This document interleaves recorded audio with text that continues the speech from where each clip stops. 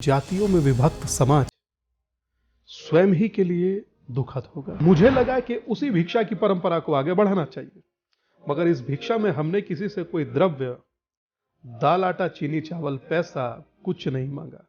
हमने कहा कि अगर दे सकते हैं तो हमें जातियों में विभाजित ना होकर एक हिंदू होने की भिक्षा दे दीजिए। इस यात्रा के बहुत से अलग अलग पल भी रहे। इसमें वो भी पल रहे जिसमें हमने सुना कि जैसे ही हम लोग गवर्नमेंट में आएंगे तो सनातन का उन्मूलन कर देंगे। एक विपक्ष ने कहा सनातन को डेंगू मलेरिया ये सब बातें कही, और एक नेता ने इसको HIV से कंपेयर किया, और एक ने कहा कि हम लोगों का अलायंस ही इसके M मुंडीकर उनका नाम है, कर्नाटक के हैं, साउथ के। उन्होंने कहा कि हमारा अलायंस ही सनातन के खात्मे के लिए हुआ। राजीव गांधी जी ने कहा था कि मेरा स्वप्न है भारत जाति विहीन हो, और आज उन्हीं के पुत्र को मैं डंके की चोट पर कहता देख रहा हूं, मैं आऊंगा तो जातीय जनगणना कराऊंगा। इससे बढ़कर और क्या अनुचित हो सकता है। जाति पाति की करो विदाई, हिंदू हिंदू भाई भाई। दिया नहीं बचा तो बाती का हम लोग क्या करेंगे, सनातन ही नहीं बचा तो जाति का क्या करेंगे। कितने देशों में जाएंगे, कहां कहां रहेंगे, कैसे कैसे जिएंगे। मैं समझता हूं कि यूनाइट रहिए, संगठित रहिए, जहां भी रहिए हिंदू रहिए। नमस्कार। भिक्षाटन परंपरा सनातन धर्म की एक बहुत पुरानी परंपरा है। आपने अक्सर सुना होगा कि जो सनातन भिक्षु होते हैं वो दाल चावल आटा कभी कभी पैसे भी मांगते हैं, परंतु जिस भिक्षुक से आज हम मिलने वाले हैं वो भिक्षु पैसे चावल आटा नहीं परंतु जातीय बंधन से मुक्त होने का संकल्प मांग रहे हैं। आज हम बात करने वाले हैं स्वामी दीपांकर महाराज जी से।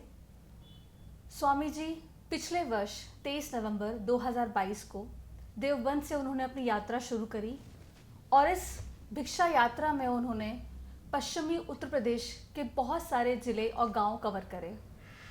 स्वामी जी नमस्कार। नमस्ते। बहुत बहुत धन्यवाद आपका इस यात्रा में हमसे जुड़ने के लिए। आपका बहुत बहुत धन्यवाद वक्त देने के लिए। स्वामी जी आपकी यात्रा बहुत नई है, पहली बार शायद इस देश में इस प्रकार की यात्रा हो रही है। आपको इस यात्रा का आपको इंस्पिरेशन कहाँ से मिला?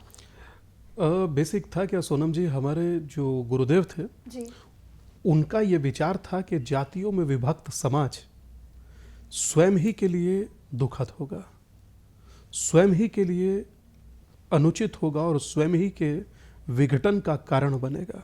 ये उनका विचार था। 2022 में 23 नवंबर को इस यात्रा का विचार दिमाग में आया कि आज से इसको प्रारंभ करना चाहिए। उन्हीं की समाधि पर बैठे हुए थे तो मन में ये विचार आया कि इसको प्रारंभ करना चाहिए, जो बाबा चाहते थे, तो इसको प्रारंभ किया। अच्छा, भिक्षा की परंपरा इस भारत में बहुत पुरानी है। भगवान वामन देव ने राजा बलि से 3 पग धरती मांगा, बाद में उन्हीं को लौटा दिया कल्याण के लिए। आदि गुरु शंकराचार्य ने 4 मठों की स्थापना किया, और सांस्कृतिक जो आक्रमण हमारे भारत पर हो रहे थे, हमारी संस्कृति पर हो रहे थे, उसके विरुद्ध खड़े हुए, भ्रमण किया और समाज को संगठित किया। फिर बुद्ध ने भिक्षा मांगा, और गुरुकुल परंपरा में तो भिक्षा मांगना एक चलन जैसा है, जिसमें तमाम गुरुकुल के विद्यार्थी भिक्षाटन कर रात्रि में बैठकर सहभोज करते हैं। तो ये भिक्षा की परंपरा बहुत पुराना है। अच्छा, वर्तमान में 2023 में मुझे लगा कि उसी भिक्षा की परंपरा को आगे बढ़ाना चाहिए, मगर इस भिक्षा में हमने किसी से कोई द्रव्य, दाल आटा चीनी चावल पैसा कुछ नहीं मांगा। हमने कहा कि अगर दे सकते हैं तो हमें जातियों में विभाजित ना होकर एक हिंदू होने की भिक्षा दे दीजिए, और भिक्षा मांगने का शुरुआत किया। और मैं समझता हूं कि 1 साल कल पूरा होगा 23 नवंबर को, मगर 49 लाख लोग एक हिंदू होने के विचार के साथ खड़े हो गए। और यह भिक्षा मात्र मैं एक होने की मांग रहा हूं ऐसा नहीं है। हमसे पूर्व डॉक्टर बी आर अम्बेडकर चाहते थे कि जातिवाद जैसी कोई चीज ना हो। डॉक्टर राम मनोहर लोहिया चाहते थे जातिवाद जैसी चीज ना हो। महात्मा गांधी कहते थे कि कोई छुआछूत ना हो। तो मैं तो उसी परंपरा को आगे बढ़ा रहा हूं और सबको एक कर रहा हूं। और मैं समझता हूं कि सबको एक होना ही चाहिए। ये वक्त है संगठित भारत या संगठित सनातन मजबूत भारत। अगर आज भी आप संगठित नहीं हुए तो आप आखिरकार संगठित होंगे कब? जातीय हिंसा में कितनी जानें जा चुकी हैं, कितने संघर्ष हो चुके हैं। अगर आज उसकी गणना करें तो हमें लगेगा कि हमसे ज्यादा बड़ा पाप किसी ने नहीं किया जातियों में बंटकर। तो मैं समझता हूं इसकी आवश्यकता थी और उस आवश्यकता की पूर्ति के लिए कोई तो सन्यासी खड़ा होगा, तो हम ही खड़े हो गए। जी स्वामी जी, आप अपनी यात्रा के बारे में बताइए। आपकी यात्रा कैसी रही? आप कहाँ कहाँ गए? पश्चिमी उत्तर प्रदेश में तकरीबन ये यात्रा रही और ये यात्रा 2-4 डिस्ट्रिक्ट बचा हुआ है तकरीबन हम कवर किए हैं। बीच में जब आचार संहिता लगा था तो इसको हरियाणा, उत्तराखंड और दिल्ली शिफ्ट किया गया। तो इन 3 राज्यों में भी ये यात्रा बहुत मजबूती से काम को किया और रहा। अच्छा, दूसरा, इस यात्रा के बहुत से अलग अलग पल भी रहे। इसमें वो भी पल रहे जिसमें हमने सुना कि जैसे ही हम लोग गवर्नमेंट में आएंगे तो सनातन का उन्मूलन कर देंगे। एक विपक्ष ने कहा सनातन को डेंगू, मलेरिया, ये सब बातें कही। और एक नेता ने इसको HIV से कंपेयर किया और एक ने कहा कि हम लोगों का अलायंस ही इसके, M मुंडीकर उनका नाम है, कर्नाटक के हैं, साउथ के। उन्होंने कहा कि हमारा अलायंस ही सनातन के खात्मे के लिए हुआ। तो मैं समझता हूं कि जब कोई सनातन के उन्मूलन की बात करेगा तो कोई सन्यासी जरूर खड़ा होगा। कोई सनातन के खात्मे की बात करेगा तो जरूर खड़ा होगा कोई सन्यासी। और कोई जब इसको डेंगू मलेरिया कहेगा तो कोई जरूर खड़ा होगा। कोई रामचरितमानस की प्रतियां जलवाएगा तो कोई सन्यासी जरूर खड़ा होगा। पर वो सन्यासी विरोध में नहीं खड़ा है, वो अपनों को संगठित करने के लिए खड़ा है। संगठित जब आप होते हैं, किसी की हिम्मत और क्षमता दोनों नहीं कि आपके आराध्य की प्रतियां जला दे, जी। आपके धर्म के उन्मूलन की कोई बात करे। ये तभी करता है जब उन्हें पता है कि ये बटे। पर मैं चुनौती से कहता हूं सोनम जी, हिंदू किसी एक धर्म ग्रंथ में नहीं लिखा है, सनातन के किसी एक धर्म ग्रंथ में जाति का जिक्र नहीं है। सिंगल धर्म ग्रंथ में मैं चुनौती से कहता हूं जाति का जिक्र नहीं है। आपके जितने व्यूअर्स हैं जाकर पढ़े गूगल पर, किसी एक धर्म ग्रंथ में जाति का जिक्र नहीं। हां, वर्ण का जिक्र हो सकता है, जाति का नहीं। और कलयुग में तो वर्ण भी अपभ्रंश हो चुके हैं। तो बचा क्या? एक होना। इसीलिए कहता हूं कि जाति पाति की करो विदाई, हिंदू हिंदू भाई भाई। एक होकर रहिए, संगठित होकर रहिए, भाई होकर रहिए। श्रीमद् भगवत गीता अध्याय 4 श्लोक नंबर 12 और पन्ना नंबर 176 साफ लिखा है, चातुर्वर्णमया श्रेष्ठम गुण कर्म विभाग्यश।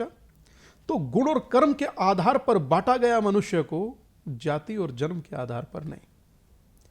तो जब है ही नहीं जाति का जिक्र तो जाति में बटे क्यों? और अगर बट ही गए हैं तो अब एक होने का वक्त है। स्वामी जी, जब आपने अपने ये विचार सामान्य जनमानस के सामने रखे तो उनकी प्रतिक्रिया कैसी थी?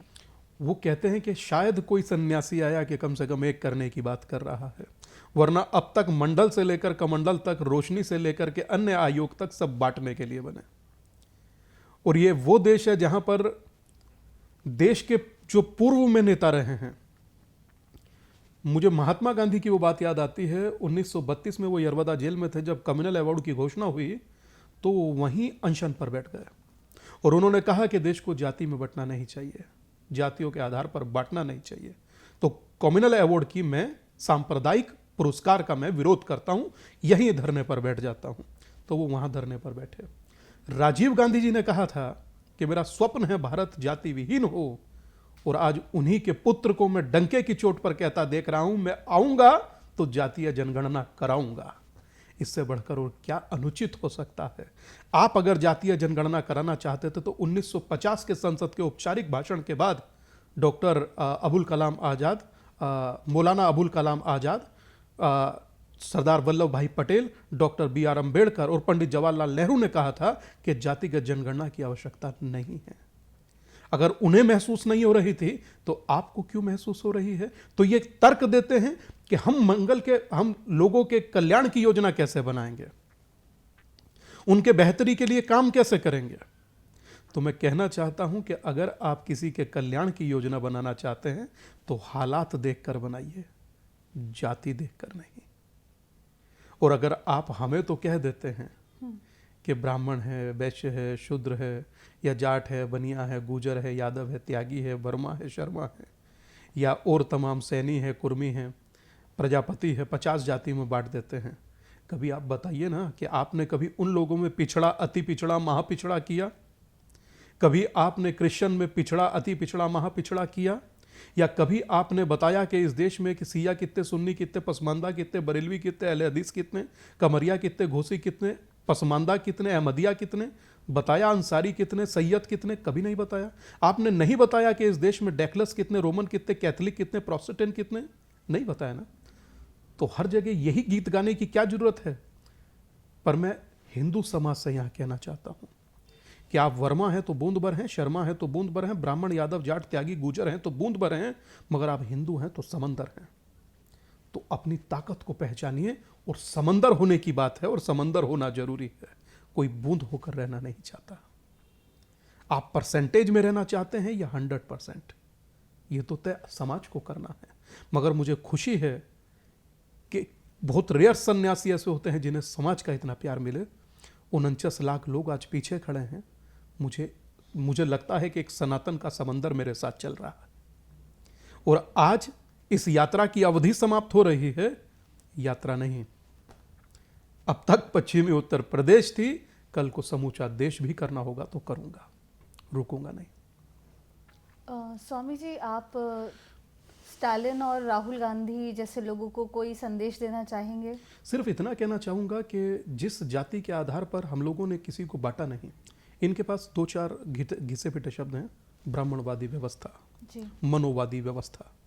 मनोवादी व्यवस्था का ग्रंथ डॉक्टर B.R. अम्बेडकर ने जलाया था, मनुस्मृति को, मगर आज तक कोई वेद, कोई ऋचा नहीं जलाई डॉक्टर B.R. अम्बेडकर ने। फिर दूसरा ये कहते हैं ब्राह्मणवादी व्यवस्था। ब्राह्मण कोई जाति नहीं है, ब्राह्मण ज्ञान, त्याग, वैराग्य की पराकाष्ठा है, और विद्वान सर्वत्व पूज्यते कहा जाता है। जो विद्वान है वही ब्राह्मण है, चाहे कोई हो, XYZ।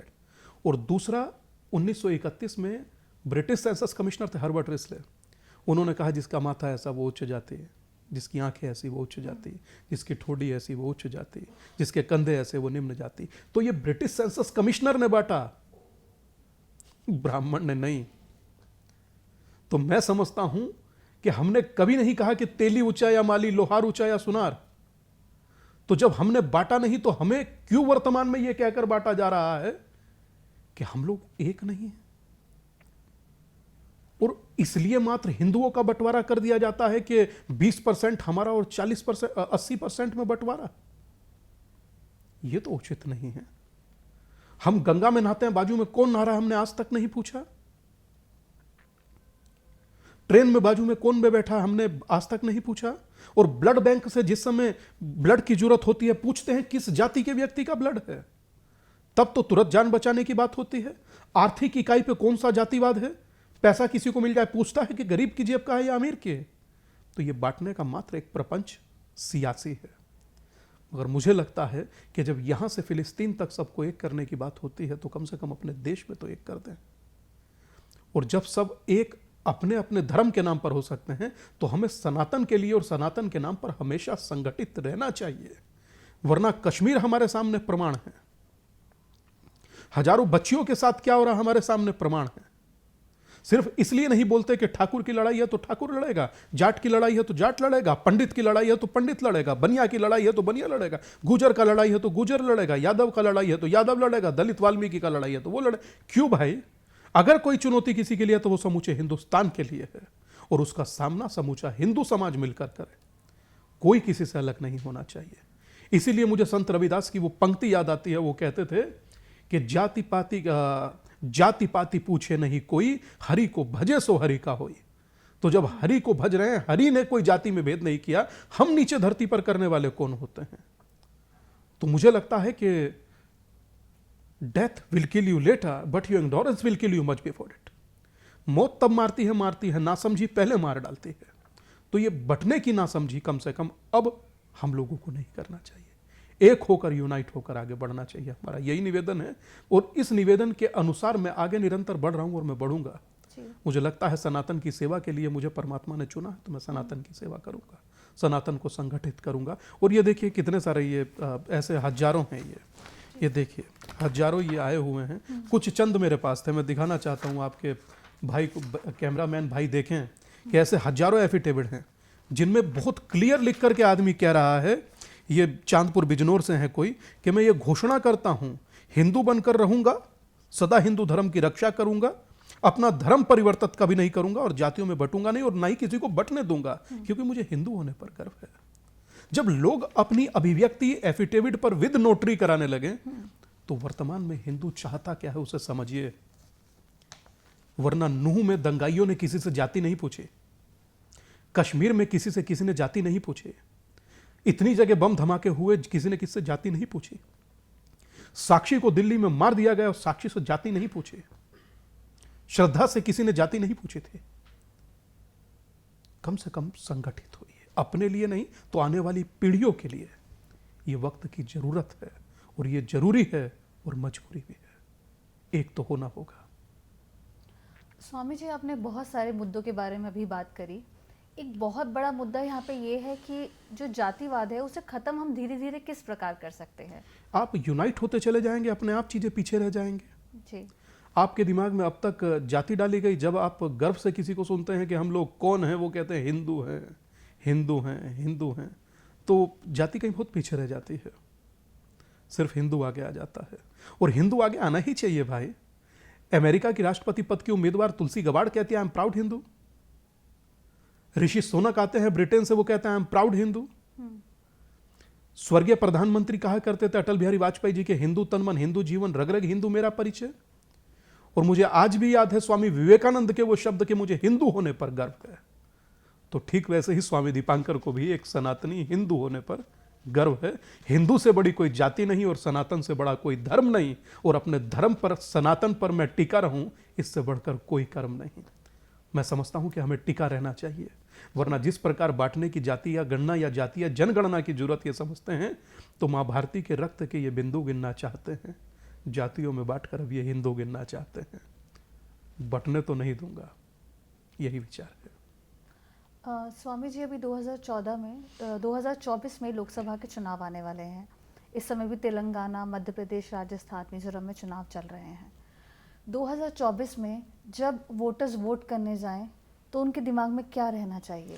कि जो बना है राम मंदिर सदा टिका रहे, जो बना है काशी का कॉरिडोर हमेशा टिका रहे, जो केदार का जीर्णोद्धार हुआ है हमेशा टिका रहे, माँ बहन की सम्मान हमेशा सलामत रहे।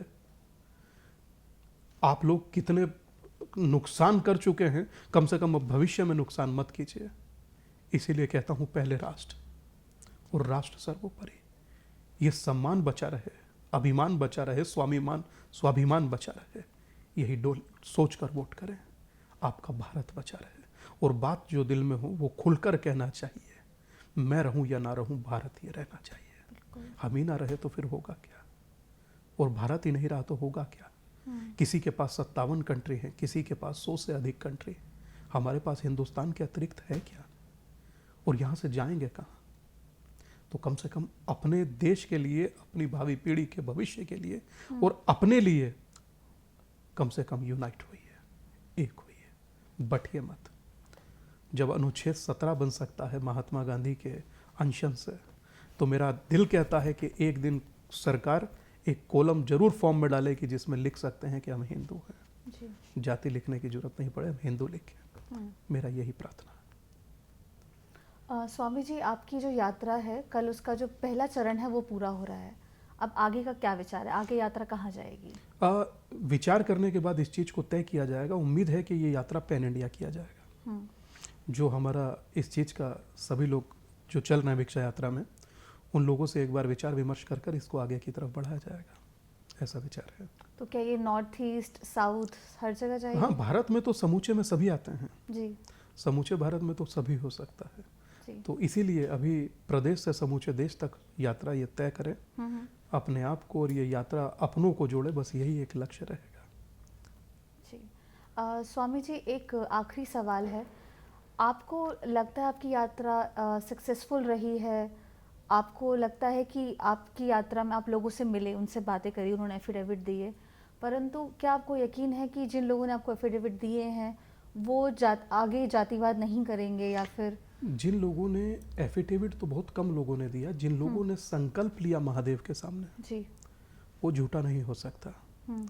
क्योंकि इस देश में महादेव को मानने वाले और सन्यासी को समझने वाले करोड़ों लोग हैं। हम्म। और संकल्प वो जिसमें कोई विकल्प ना हो, और महादेव के सामने लिया संकल्प मैं नहीं समझता कि झूठा होगा, पहली बात। दूसरी बात ये कि ये आपकी सबसे महत्वपूर्ण पहचान है, आप इससे अपने आप को पृथक कर ही नहीं सकते, तो ये तो सदा आपके भीतर रहेगी ही रहेगी।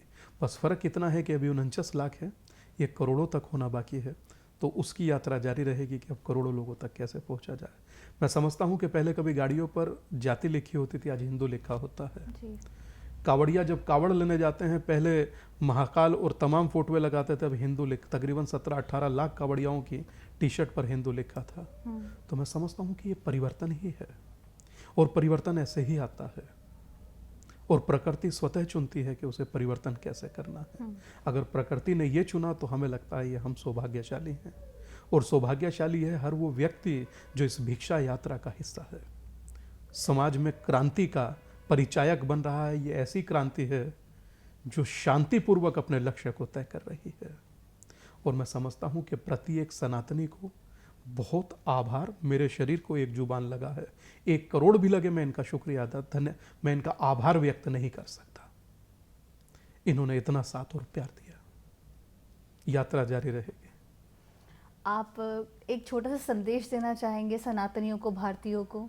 बस मात्र इतना कहना चाहूंगा कि आप जहां रहें, देश के किसी कोने में या दुनिया के किसी कोने में, अपनी पहचान और अपनी मूल पहचान को मत खोइए। वो पहचान ही आपकी, आपके लिए जीवंत परिचायक होती है, आपको जीवित होते देखने और मानने का। मैं समझता हूं कि कंधों से ऊंची छाती नहीं होती, और धर्म से बढ़कर कोई जाति नहीं होती। दिया नहीं बचा तो बाती का हम लोग क्या करेंगे, सनातन ही नहीं बचा तो जाति का क्या करेंगे। कितने देशों में जाएंगे, कहाँ कहाँ रहेंगे, कैसे कैसे जिएंगे। मैं समझता हूँ कि यूनाइट रहिए, संगठित रहिए, जहाँ भी रहिए, हिंदू रहिए। धन्यवाद स्वामी जी। धन्यवाद। नमस्कार। नमस्ते।